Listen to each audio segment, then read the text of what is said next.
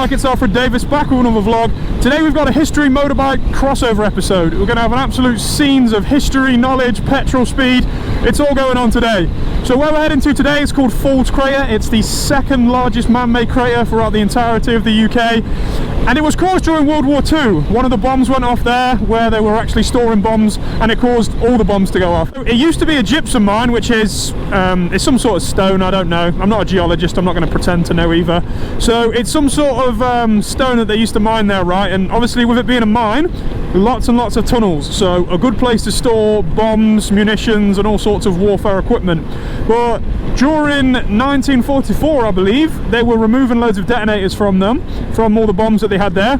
And supposedly, from what it says on the internet, someone removed one with a copper chisel, which obviously copper, very conductive metal, caused the detonator to strike, caused the explosion in one bomb, which obviously caused the explosion in all the other bombs. Now, the internet also says the reason for this lack of incompetence is because all three supervisors were on leave. They were on holiday that day. Well, not on holiday, obviously, it's a world war, they're not going anywhere nice, but you know, all three supervisors weren't in. And to me, that seems like a day where you would want supervision in. Removing detonators, that seems like something that needs supervising. But maybe it was like a long going project, maybe it'd been going on for a while and they didn't have any supervisors in for a long time, you know. They got away with it lots of times before, but then this one day where there was no supervisors in, maybe that was the day they could have done with the supervisors. Maybe that was the day someone picked up a copper chisel and caused the massive crater. So if there is any supervisors watching this video today, you matter. It's stuff like this that happens when there is no supervision in the workplace, so give yourselves a round of applause. At 11 past 11 on the morning of November 27, 1944, the Midlands was shaken by the biggest explosion this country has ever known. 4,000 tons of bombs stored 90 foot down in the old gypsum mines in the area blew up, blasting open a crater 400 foot deep and 3/4 of a mile long. Buildings many miles away were damaged. This pub had to be rebuilt. Oh, you're joking, they had to put the pub back together. And then one farm with all its buildings, wagons, horses, cattle, and 6 people completely disappeared. Like, you could just be, you know, milking a cow or stacking some boxes, and then boom, like you wouldn't even notice that it was happening, you know what I mean? It was not like a gunshot where it's like whoosh, and then you go down slowly. That's like a instantly evaporated, basically. Is this the footpath? I hope this is the walkway. Yeah, you got to walk through 2 fields to see it, so yeah, got a bit of a trek to go. We've not got the boots on. We've got motorbike boots. We've always got motorbike boots on. These have become pretty comfy, to be fair.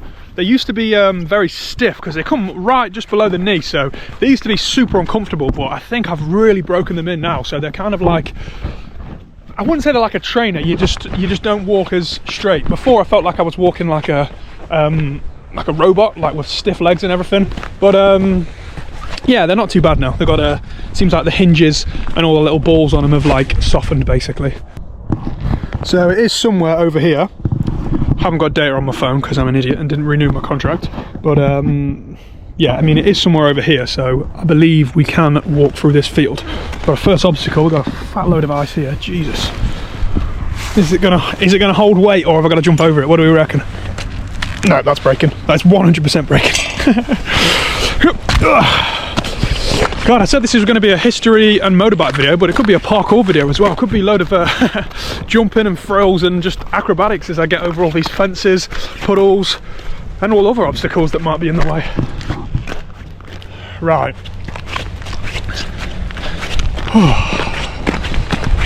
So I guess if we just keep walking, we'll find it. Oh. The lovely woman at the cock-in, don't know what her name is, but shout out to her.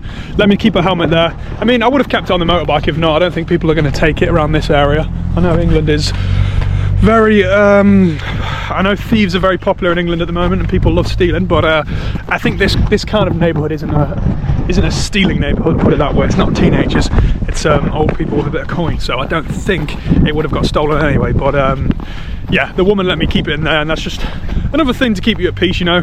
I always do worry when I leave things on my bike. Like, I know I don't really have a choice. Like, I'm not going to carry a helmet through like 3 fields, or my boots, for example, up a bloody like mountain walk, but so I know I don't have a choice, but always like, oh, but what if they do get taken? Like, especially the helmet too.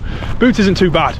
Like, it is obviously pretty bad. Like, if I had to if I had my boots nicked and I'd have to ride my motorbike back in my socks, obviously, well, in my trainers, obviously I wouldn't be taking my boots off. I wouldn't be taking my boots off to just put socks on. Obviously I would have other shoes, trainers, but yeah, the boots isn't that bad because you can just put your alternative shoes. But helmet, you can't even ride that bloody thing. You'll get spotted straight away. It's not like riding around with like a bad headlight, you know what I mean? Like where all the police might not notice. That's the first thing you spot on a bloody motorbiker if they're not wearing a helmet.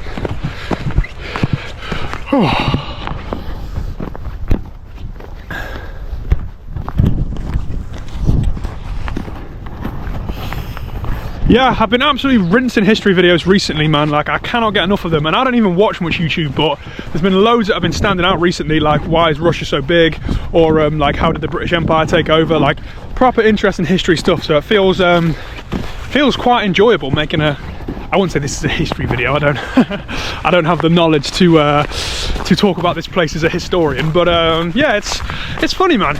History in school was possibly one of the worst subjects to take. I had one lesson in history and dropped out. Like in my school they had this thing called supported study where, like, if you didn't want to get 4 GCSEs, because that's what most people used to do, you got 4 GCSEs, if you didn't really like one you could change that for supported study. So basically you just you have like a lesson just to do other work and homework. After my first lesson in history I dropped that. I was like, there's no way I'm doing 2 more years of this. This is absolute BS. So yeah, but anyway, the point I was trying to make, in school they made history so boring. Like, it was, oh man, it was the most boring thing you could possibly do. But just, yeah, genuine normal history that you either hear from someone telling it you or just like exploring a place is amazing. Honestly, I think most men can't get enough of history. Like, it is just so interesting. But yeah, at school they make it so boring, they make it terrible. They have ruined, school have ruined history. History should be fun, but school just make it absolutely terrible, where it's all like liberalised and all, you got to write on what you think these opinions are. Why did this leader do this, or what happened? You know, it's all political. I think that's what's ruining the world these days. So back on the subject of motorbikes, this could possibly, ooh, where are we going? There is signs everywhere saying, you know, don't walk across the, you're allowed to come here, like I'm not trespassing at the moment, but you're not allowed to go over these fences obviously, because that's the area where there's loads of potential bombs basically. Yeah, but there's signs everywhere, you know, danger, unexploded bombs, warning, sudden drop, strictly no admittance. So I'm just going to try to find where I need to go, because I don't see, it looks like it would be straight on, that looks like a promising path, but you know, unexploded bombs, let's just make sure we're going the right way.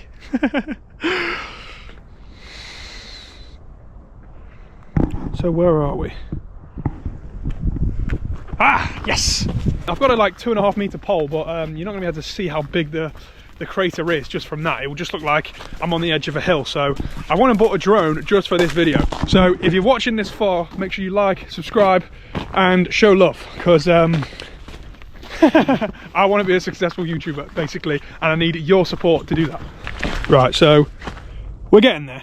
We're on the right track. Oh, honestly, cold weather just does my head in, honestly. I've lived in the UK where we have hot and cold temperatures, mostly cold, mostly rain, obviously, but I'm not a winter person, honestly. Like, each their own. If you enjoy the snow, fair enough. Make that your entire personality. But I cannot deal with the cold, honestly. Like, I'm so much happier, probably so much healthier, and in such a better position when I'm in hot countries, man. I think my life is so active and I like doing stuff, so there's no need for me to be in a cold country, because cold countries just stop you from doing anything all the time. Like, you get a bit of snow and you can't even drive because the roads are blocked off. There's not many things a really nice sunny day can ruin, right? Like, if there's a nice sunny day, people are going to the pub, people are going to do stuff. You can do all the activities you want because it's nice and dry. Well, this BS is like, you know, clogs up the roads, cause all these problems, means you can't do, like, you can't play football, you can't go skateboard. The only good thing about snowy countries is snowboarding, or skiing if you're a skier, obviously. Realistically, you can't snowboard for every minute and day of your life. Like, it comes to a point where you need to be realistic, you need to get a job and start earning money and doing stuff. So, I mean, ideally, I don't see the benefit, honestly. Like, again, each to their own. I shouldn't be rambling on my opinions. People live in these snowy countries and probably manage all right, I'm sure, but I'm just not a fan. Hot countries are the way forward for me, anyway. Oh God, looks like we're at the edge. Okay. Possible risk of unexploded bombs. I don't know who's built this track. It's probably the council, so I don't know how confident I am in the fact that they've built this track right. to make sure there's no bombs on here, but we'll have to use our own common sense and our own safety precautions to make sure we don't cause a bomb to go off. But yeah, this is the edge of the crater. I'll show you my original plan before I bought the drone.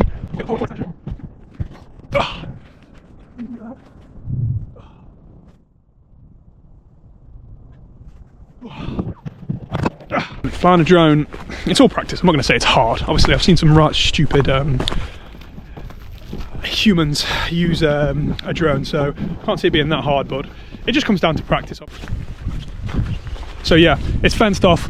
For obvious reasons, you're not allowed to go in. I mean, there's nothing stopping you. Obviously, that fence is pretty small. I'm not encouraging that either. Please don't come here and come inside this area. There's loads of bombs here, more than likely. There's no way they all went off. Obviously, you can see it dips a lot. Like, we're quite high here. It supposedly dips 90 feet, which is a big bloody hole, put it that way. You know what the worst thing is? There was things on this land. Like, there was rivers going through it, there was farms. That land was being used for a lot of things other than a bloody bomb storage in a gypsum mine, but yeah, it caused a fair few problems. Yeah, the memorial is just here, so we'll go check that out. They've built a lovely little stone and covered it in poppies, obviously to pay respects to the people that lost their lives here during the war. Once I get there, I'll read it out for you. But they think around 70 people died. I guess you can't really know for definite. I'm sure during World War II times it's very hard to keep account of who's died, you know, of all the deaths going on, basically. But here we go. I won't read out all the names, but you've got a stone here. In memory of those who lost their lives in the Faulds explosion of 27th of November 1944, sorry. Pretty cool, eh? Right, time to get the drone out. Right, let's get this bad boy out. This is my second time flying a drone, so I mean, make whatever comments you want, you know. I'm happy to learn, I'm happy to fail, I'm happy to make mistakes, because they only better who you are as a human being and make you develop more in life. It's crazy how much harder things are while you're talking. Like, I'm not a good spokesman for doing tasks, but I'd say I was okay at getting things done, right? But once I start talking, it's like, oh my god, it's like I'm trying to land a plane and cook like a stir fry at the same time. You know what I mean? Like, that's how difficult things are when I try talk and do a job at the same time. But I think we're doing this all right. It's crazy because I'm quite good at talking as well. Like I said, that's one of the things I'm actually best at. But when it comes to doing tasks and talking, you're going to get one or the other. Is this recording? Here we go. Hey. So this is me. This is me, like no one's ever seen me before. Right, this is me. Hello. We're going to fly the drone. What battery are we on? 94%. Right, we've got the recording going on the entire time, so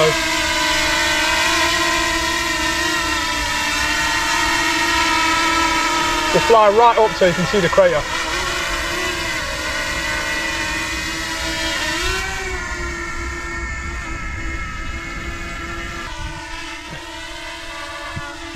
It's a pretty big crater, as you can see. It really deeps right in. I guess, what did the plaque say? 90 foot?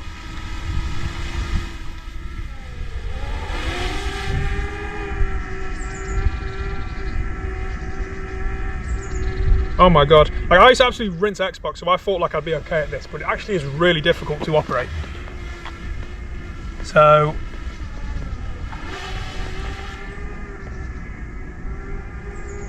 let's try and get this so you can actually see the crater.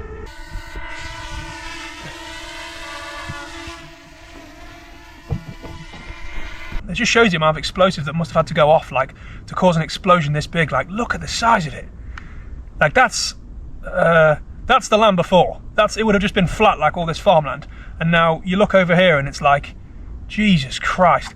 And Mother Nature's done its thing. I bet at the time this was absolutely huge, and I bet it was all rocket and jaggy. Like, I bet this explosion was so much worse when it would just happen. Like, I bet it went so deep, but as the grass grows over and you start to get trees in there, don't know why I'm talking like I know anything about how wildlife takes over human disasters, but from what I can imagine, it would have looked worse, like fresh off the explosive, you know, fresh explosion, opened up to everything.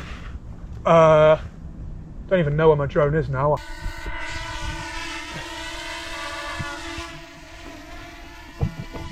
I'll try to do a little fly around. Not to make excuses, but this is me working out how to fly a drone while making a YouTube video. You know, there's a lot of things to focus on, so you're gonna have to cut me some slack in some areas, because it is very difficult, put it that way. I can't believe these things are legal, honestly. This genuinely feels like government level. This generally seems like military grade spyware that I'm operating now. This doesn't feel like a hobby or like a cool toy that you would give someone. This genuinely feels like I have military grade equipment and I'm carrying out missions for the Soviet Union or something. Oh my God, look how big that is, Jesus Christ.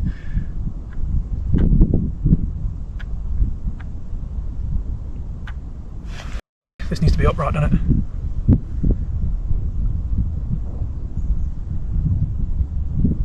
So yeah, it just shows you how big it must have, how big the explosion must have been to be like, Jesus Christ. Oh my God, should we try to go over it?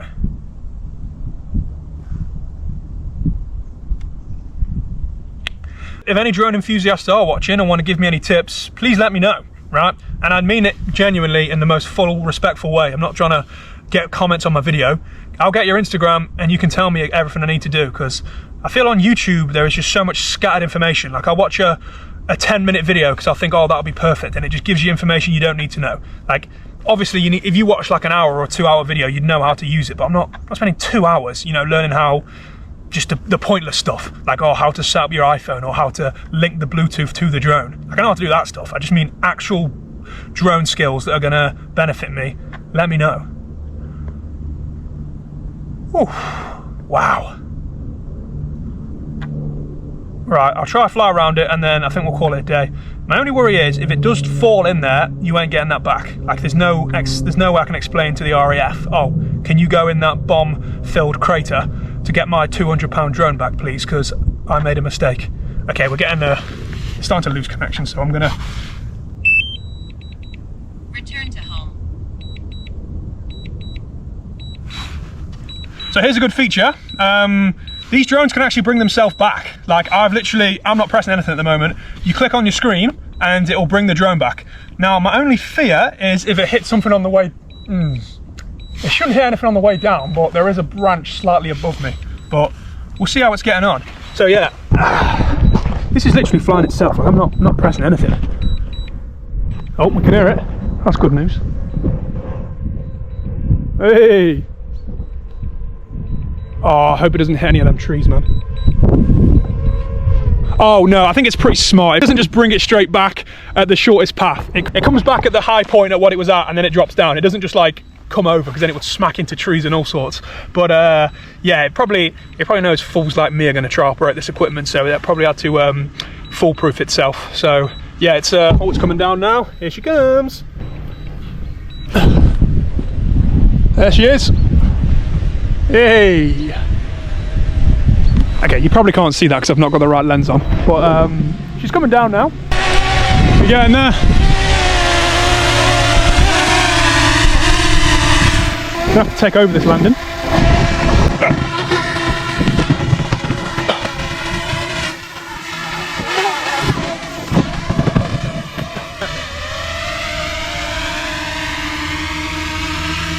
It's safe to do so.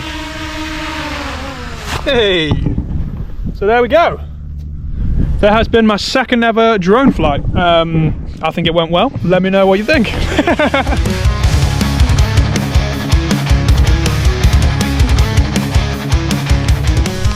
So just before we start my bike up and head home, I want to say big thanks to my dad. It was actually his idea to come and check out this crater. He told me about it a couple of weeks ago and I thought, yeah, that sounds like a great idea. So big shout out to you, Phil. I hope this video is everything that you ever dreamed it would be. Anyway, thanks for watching, guys. Like, comment, subscribe, and see you in the next one. Peace. Peace. Don't know why I put a T on it. Peace.